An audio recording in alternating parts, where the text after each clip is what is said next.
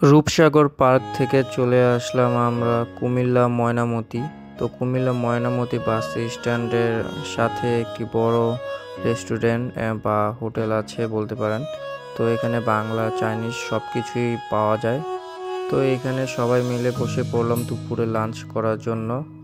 Lunch করে তারপর সবাই মিলে এখান থেকে যাব শালবন বিহারে, সেটা হলো কুমিল্লা কোটবাড়ি। তো আমরা সবাই মিলে লাঞ্চ করতে বসে পড়লাম, এক একজন এক এক খাবার অর্ডার দিল।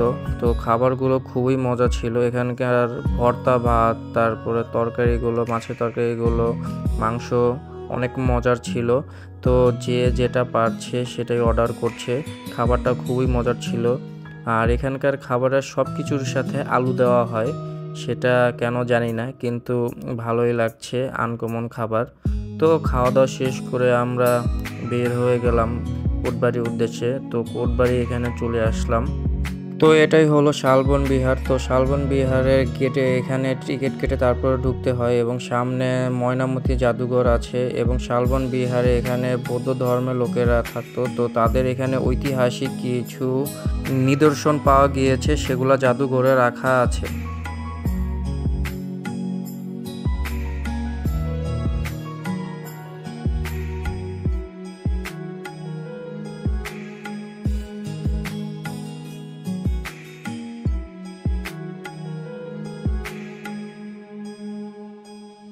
তো আমরা সবাই মিলে শালবন বিহারের ভিতরে ঢুকলাম। জায়গাটা অনেক বড় ছিল, যা বলার বাহিরে, এবং জায়গাটা অনেক সুন্দর, চারপাশে সবুজ এবং সবুজ। তো ফারাজ এখানে গরমে একটু হাঁপিয়ে গিয়েছিল মনে হচ্ছে। তো ও খালি জায়গা পেয়ে একটু দৌড়াদৌড়ি করতেছিল এবং আমার সাথে দুষ্টুমি করতেছিল।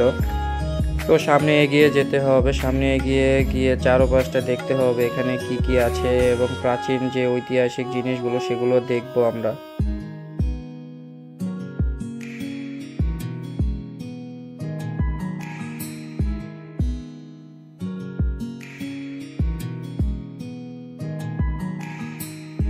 তো এই বোর্ডটার মধ্যে এই বৌদ্ধ ধর্মের লোকদের যে বাড়িঘরের পুরো চারপাশের প্রাচীন মানচিত্র আছে।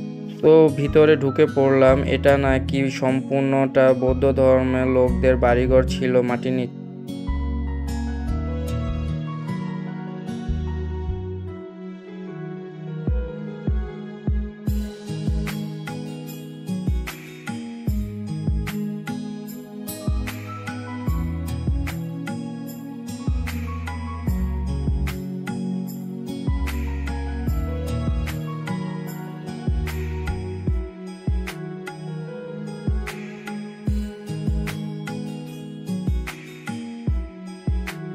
তো আমরা আস্তে আস্তে উপরে উঠতেছিলাম।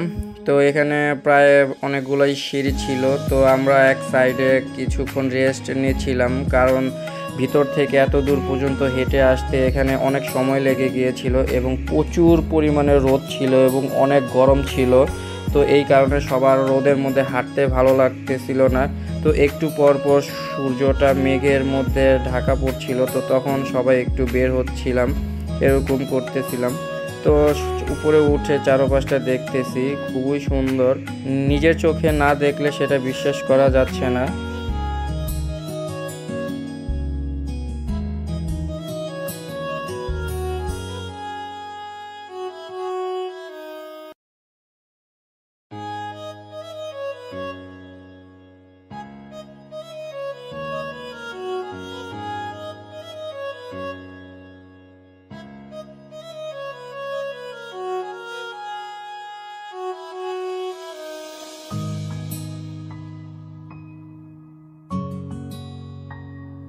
তো আশেপাশে অনেক ঘরবাড়ি ছিল, যেগুলা আজ থেকে কয়েকশো বছর আগে সেগুলা ভেঙে গিয়েছে বা অনেক কিছু হারিয়ে গিয়েছে। তো এখানে দিশা এবং ফারাজ খুবই মজা করতেছিল ঘাসের উপরে। তো এরপর ফারাজ হাঁটতে হাঁটতে দুষ্টুমি করতে করতে যাচ্ছিল। তো এখানে আপু চলে এসেছে, আপু আমাকে হাই ফাই দিচ্ছিল। তো এরপর আমরা ছবি তুলে এখান থেকে যাব বৌদ্ধ মন্দিরে। তো নেক্সট ভিডিও দেখার জন্য সাবস্ক্রাইব করে রাখুন। আল্লাহ হাফেজ।